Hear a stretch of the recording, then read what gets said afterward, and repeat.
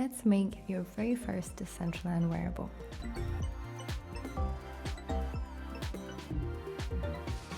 Today, we're going to be creating a simple hat that you can adjust, customize, test, export, and eventually publish. And don't worry, I'm going to walk you through everything step by step, even if you've never opened Blender before. Before we start clicking around, you'll need two things. The first thing is Blender. It's open source, free to use, great software. Head to blender.org and download the latest stable version for your operating system. Just download, install, and open it as you would with any other program. The second thing you'll need is the base project file for this mini tutorial that we're doing. You'll find that linked in the description below, and when you open it, you'll find inside the 2 Decentraland base avatars and this hat that we're working on. Let's start by opening the project. Go to File, Open, and choose the project you downloaded. Your screen should look something like this with the 2 avatar models and the hat. If this is your first time in Blender, don't worry. Let's cover the only 3 controls you need to navigate. First one is my favorite one because it's like a hidden magic button that nobody knows exists. So to rotate or orbit in Blender, you're going to grab your mouse and you want to click on the middle button, which is the scroll wheel, yes, but you can actually push it down.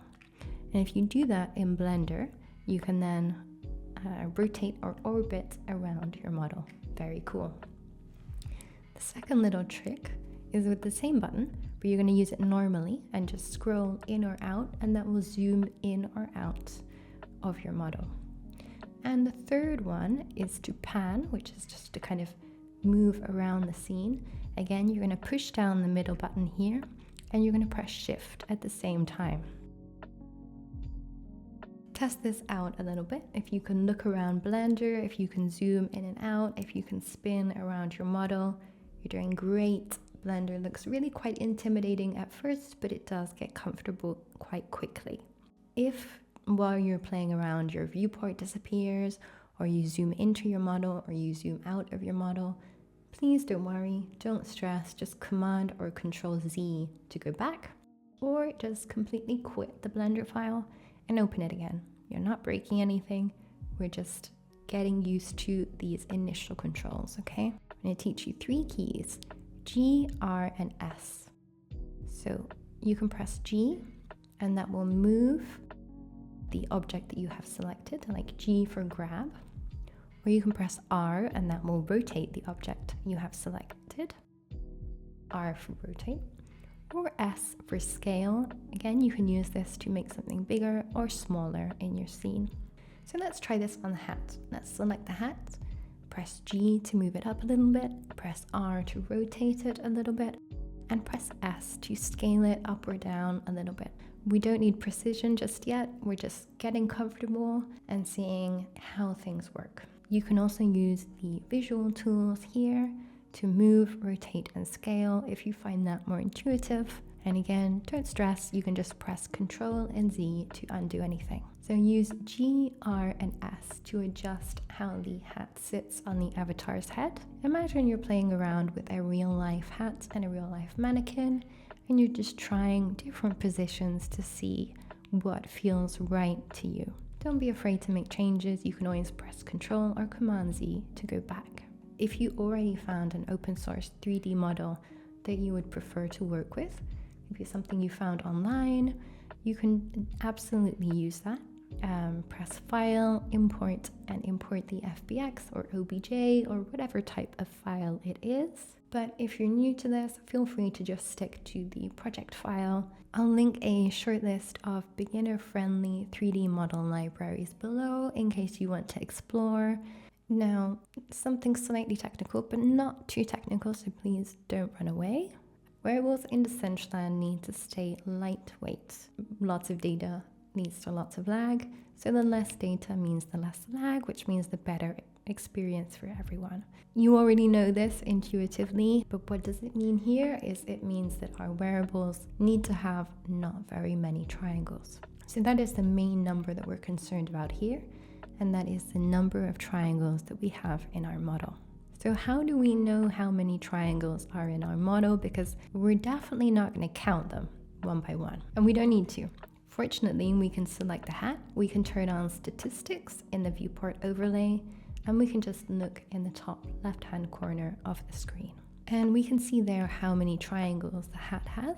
Don't worry if that number is really big, especially if you imported something from an external library. It's very normal for models to start with way too many triangles to be wearables. As a general rule of thumb, you can have 1,500 triangles per wearable. So this is how to reduce the amount of triangles in the quickest and easiest way. Select your model, open the modifiers panel, and click on the decimate modifier. This reduces triangles very quickly and very effectively. So you want to slide the ratio down and you will see the triangle count drop, but you will also see your model losing some definition. Okay, that's normal. We will look into other methods later on down the line, but for now, the decimate modifier is a great way to just reduce the triangle count to a very reasonable amount in seconds without any technical knowledge or any problems. So there are different types of decimation that you can use. I would highly suggest you try collapse, unsubdivide, and planar because they do give different results and depending on your model. So some of them will look better than others. Later in the series, as I said, we will go through manual processes to reduce the amount of triangles in your model, just so that you can have a more refined and polished result. But right now, you do not need to worry about that whatsoever at all. Ignore me, stick to the decimate modifier. Next, let's give this hat a little personality by adjusting the hat material. So we'll select the hat, and we'll go to the material properties, and we'll create a new material. And we'll name it hat_matte.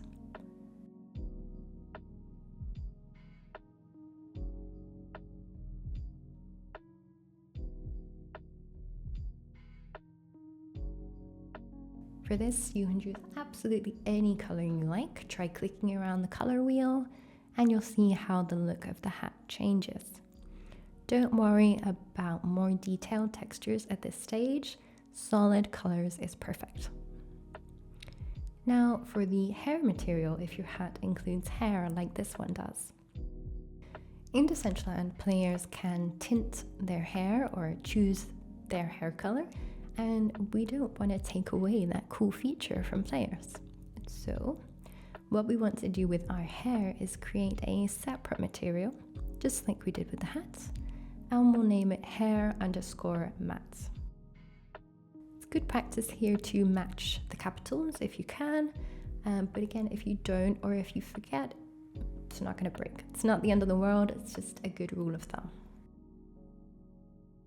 So now apply this material to the hair, and even if it looks a little strange, trust me, it will work in Decentraland, and whoever is wearing this hat will be able to choose whatever hair color they prefer. Now materials can get complicated very quickly, so we are just going to keep it at this surface level simple stage for this video. You can already see a big difference, and you can already customize your wearable just by changing that base color. Now, we're not publishing this wearable just yet, but it is useful to see how the export process works. To export a wearable, you want to select it. If it's more than one part, you want to select both parts. In our case, that will be the hair and the hat. So we'll press Shift to select both of them at the same time. Once they're selected, it's very important that we remember to export the skeleton or the armature as well. So with the hair and the hat selected, let's go and select the skeleton or the armature. And then we'll go to File, Export, and export as GLTF or GLB. Give it a name, for instance, hat_test, and we'll export with the following settings that you see on the screen.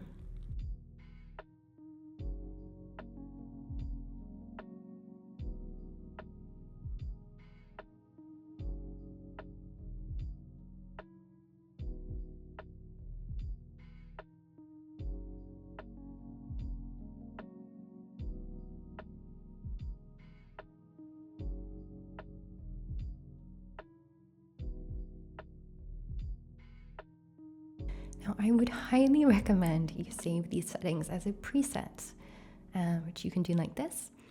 And that way you never have to tick and untick these boxes again.